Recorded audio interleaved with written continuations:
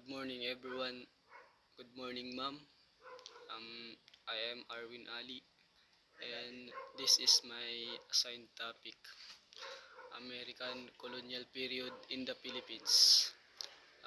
It was in 1898 to 1946.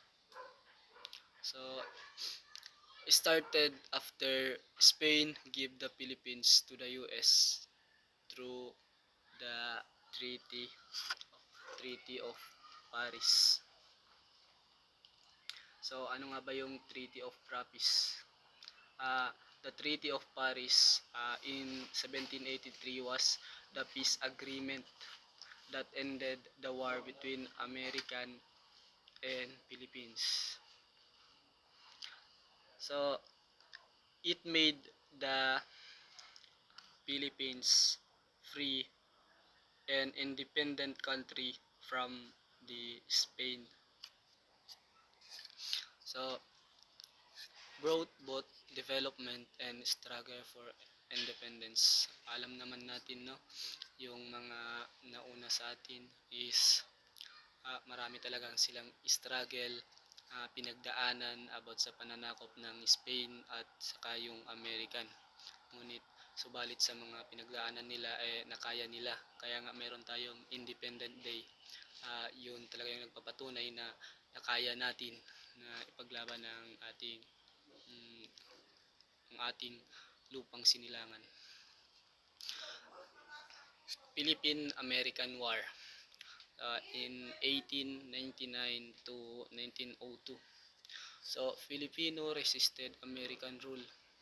So, as a Filipino, no, may paninindigan tayo na pag sa atin talaga, ayaw natin magpasakop sa mga dayuhan, kunin ang ating mga pagmamayari. So, based dito sa aking PPT, Filipino resisted American rule, hindi tayo sumunod sa kanilang mga pinag-uutos, na tumilawag tayo sa kanilang mga rules at nagtayo tayo ng ating mga rules na lalaban tayo sa kanila. So yung war natin sa American, no, nagtagal siya ng 1902. So many lives were lost on both side. So yung sa American, no, marami ding namatay, ngunit dito din sa atin sa mga Pilipino marami ding nasawi dahil sa gera na yon. Pero subalit yung bandang huli tayo pa rin yung nagtagumpay dahil sa ating panindigan, dahil Pilipino tayo.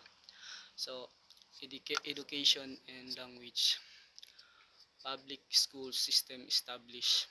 So dahil nga sa influensya ng American, no, so nagkaroon tayo ng education dito sa Pilipinas. So yung English din, no, is naging medium of instruction. Kita din natin sa ngayon is yung English is ginagamit natin hanggang sa ngayon sa ating mga pagsusulat, pagsasalita, at punta tayo sa ibang bansa, ginagamit din nila. So American teachers called Thomas Said come to teach. Si Thomas Said, siya yung American teachers na pumunta dito upang i-establish ang language, English language sa atin. So on government and politics. So American first controlled the governments. So pagpunta nga dito na sa atin ng mga American, no, sinakop nila yung ating pamahalaan at pinamunuan nila ito, at kinontrol ang ating mga ninuno na Pilipino. So, ngunit Filipino slowly gain participation dahil nga sa ating mga panindigan, ating mga paglalaban. Ang ating mga ninuno ay nagbuo sila ng alyansa upang lumaban sa mga American. So, in 1935, Commonwealth established with Manuel L. Quezon as president. So in 1945, no, si Manuel L. Quezon as a president. Mm, Siya ang ating kauna-unahang presidente na namuno sa ating bansang Pilipinas upang pamunuan ang bayang Pilipino. So, economy and infrastructures. So, dahil nga sa influensya ng mga American, so sa at na nakuha natin or napagawa natin yung at ating ating daanan, bridge and public buildings. Uh, and also trade increase but dependent heavily on the US.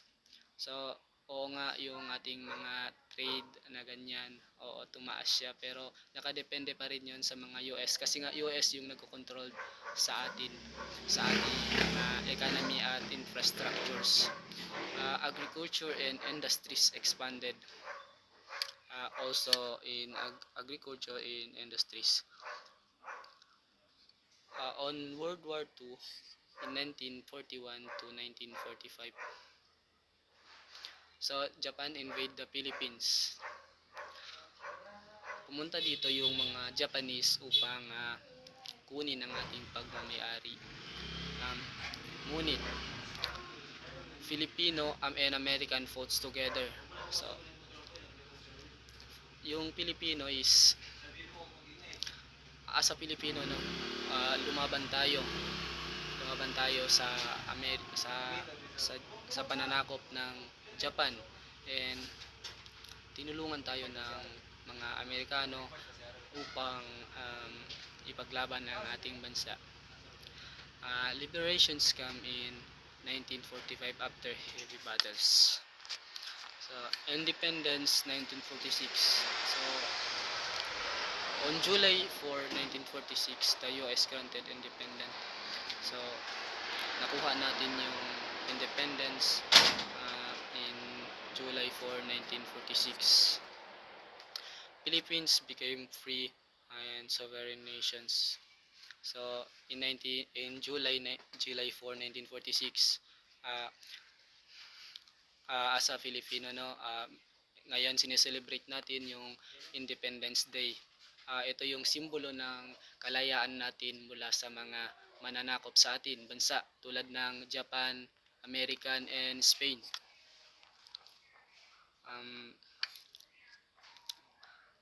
Yun lang po.